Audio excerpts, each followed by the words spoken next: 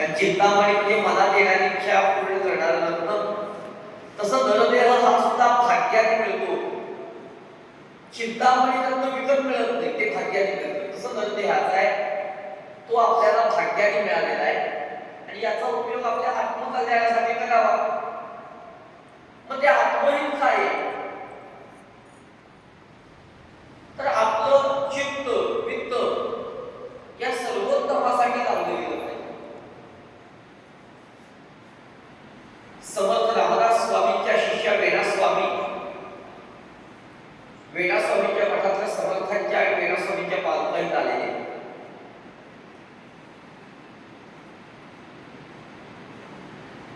इथं मी आलेलो आहे, माझ्यासमोर माझे मामा बसलेले आहेत आणि मामा या शब्दाचा अर्थ एक मामा, अभिमन्यू मामा, म्हणजे अभिमन्यूचा मामा भगवान कृष्ण हे माझा आडोळ आहे, म्हणजे माझ्या आईचं नाव आणि माझ्या आईचे हे चुलत भाऊ, आत्ते भाऊ असे. मी तर या कर्कम गावचं खूप ऐकलेलं आहे, पण इथे येणं पण कसं झालंय, दुसऱ्यांदा आलंय आणि आपल्या म्हणजे आजोळी येऊन मला ही सेवा करायला मिळते, यात मला आनंद आहे.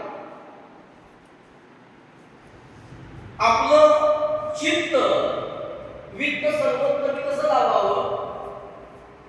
आपल्या आयुष्यामध्ये सुख दुःख असे अनेक प्रसंग येतात.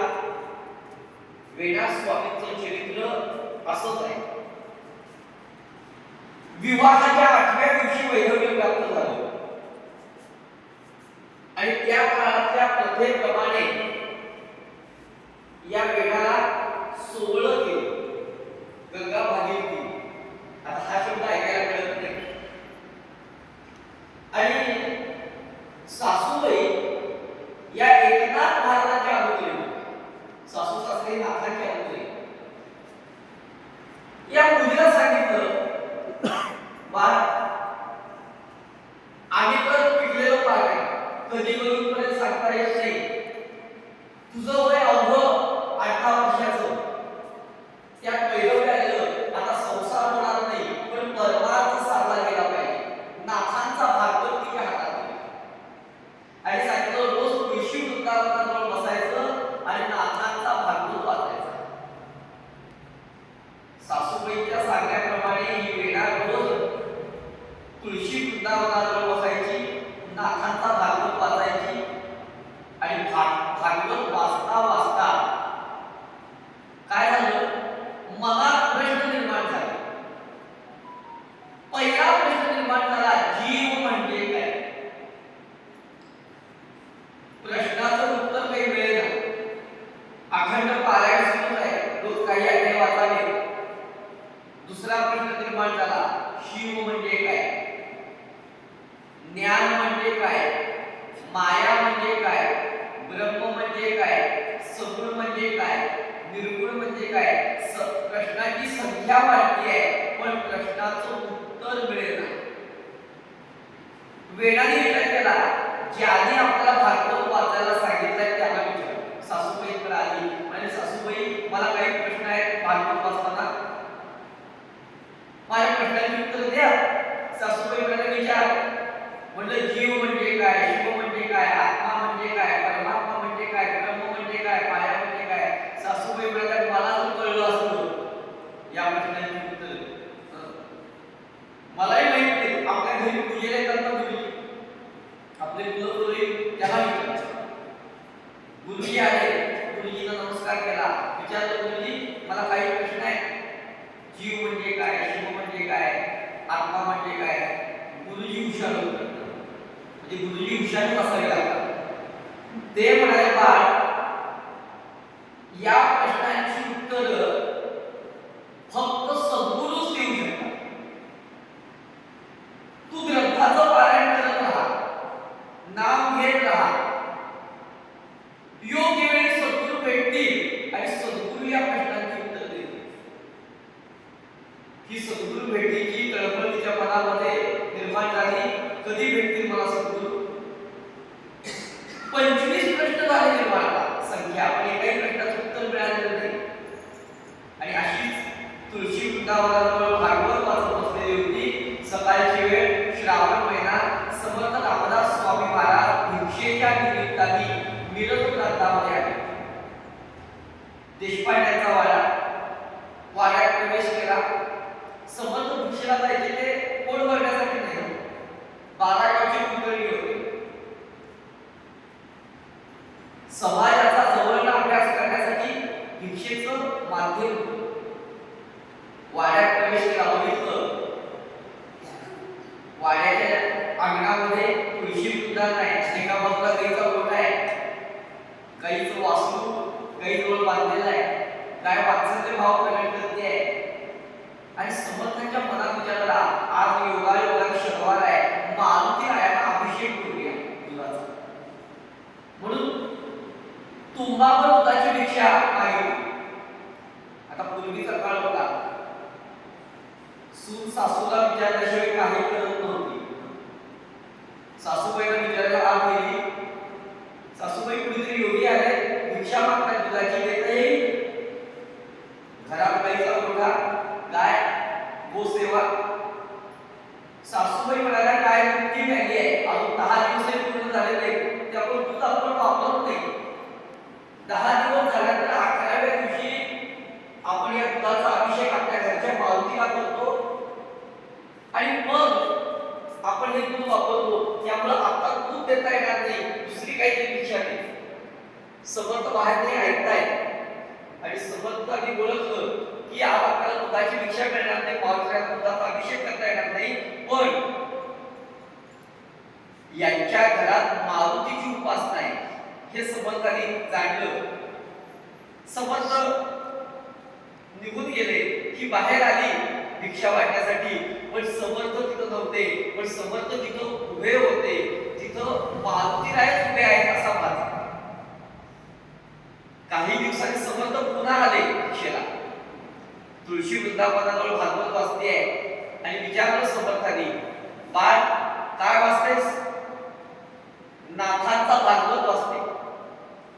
म्हटलं यातलं काही कळतं का, वेळ घालवायचा म्हणून वाचतेस?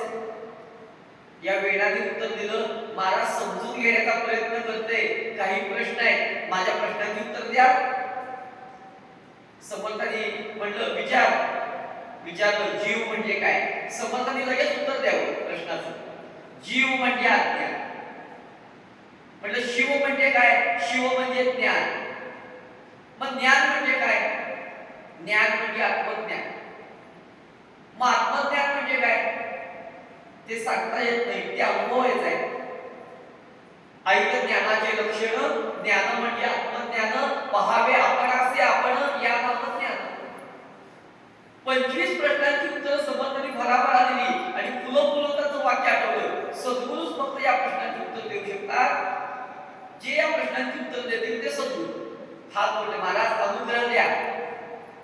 समर्थ म्हणाले, अजून अनुग्रहाची वेळ आलेली नाही, योग्य वेळी सद्गुरू भेटतील.